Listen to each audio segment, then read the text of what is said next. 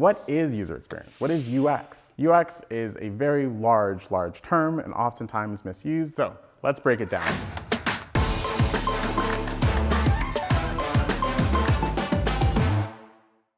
I'm Kevin Hawkins. I lead UX training here at Growth Tribe. I've been in the UX field for 13 years. I've worked with big clients like Chase, Booking.com, and now I lead design at bookclub.com. One of the most important things I want to make sure everyone understands is that there's a lot of space in this field, so find where you fit. No matter what area of UX you're in, we're always trying to figure out what is desirable, what is feasible, what is ethical, and what is valuable. We need to make sure that we put our users in the center of everything, and so the first part of that starts with research. During this phase of design, designers are oftentimes in the phase we call discovery. So we're trying to figure out everything that already exists on this topic. What does the user have previous exposure to?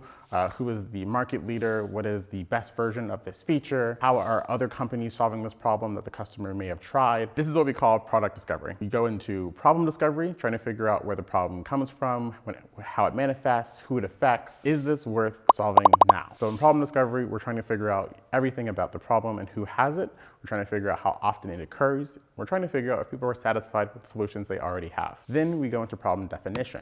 This problem is worth it. This problem makes sense. What do we know about it? Can we all agree on what it is and when it happens and why? Then we have solution discovery. We start to brainstorm a little bit. We have a hypothesis maybe. We start to figure out what can we do, what levers can we pull, what variables can we change to have an experiment. And then we go into a concept validation. Does this experiment I have a way to be proven correct, or validate my assumptions and actually make an impact on the customer's life? Obviously, there's so much that designers can be doing during the research phase, as well as working with other departments, other teams. And we've included some links below so you can learn more about foundational research, design systems, IA, and how do you actually do a lot more user research techniques and methods. Phase 2. As we go from gathering research and determining our insights, we start to form hypotheses. If we do this, then this will happen. We think we know that these variables impact these outcomes. And so we go into ideation. We're looking for big ideas, brainstorming, so what we call divergency. We want ideas that are very different from each other. We want them to be out of left field. We want them to be anything, blue sky thinking. And then as we start to narrow down and look at what we came up with, what are our ideas or concepts, we should be narrowing down. And we should be figuring out what do we want to prototype, what do we want to concept, what do we want to actually show to the customers to gather some direct feedback. And then we have a proof of concept. When designers are in this phase, there's so much we have to learn to do. Most of it comes down to iterative design. We have a link below to one of my favorite designers, Katie Dill, who used to be the head of design at Airbnb. We'll go a lot more into this practice and how you can get more comfortable doing this. The next phase is where we actually talk to our users. We put out a proof of concept. So this is where we're starting to roadmap our designs, break it apart, and figure out what slices make sense to go out in which release. We can't just say, take off the doors and give them the car. We need to be thoughtful about how we launch our MVP, going from a bicycle to a motorcycle to a full-blown car. And this analogy really comes down to agile for UX. We need to support our developers in making sure that we design really good animation, clickable concepts, prototypes, and are working with users to make updates and change and listen to them. And then over time, we release these features, we monitor feedback, and we can make continuous iterative improvements with our development team and our product manager. UX is such a large field, and so we want to make sure that you have the time to spend going in deeper in each area of design,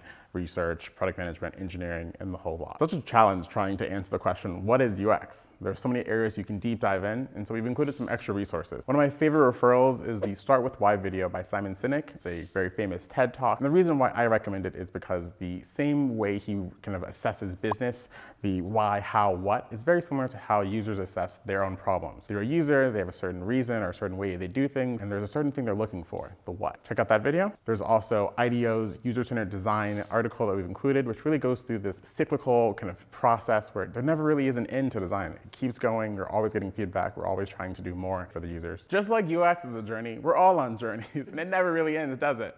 So, as I was talking about before, check out that link from IDEO. Also, check out an amazing book called The Politics of Design, and we'll see you again.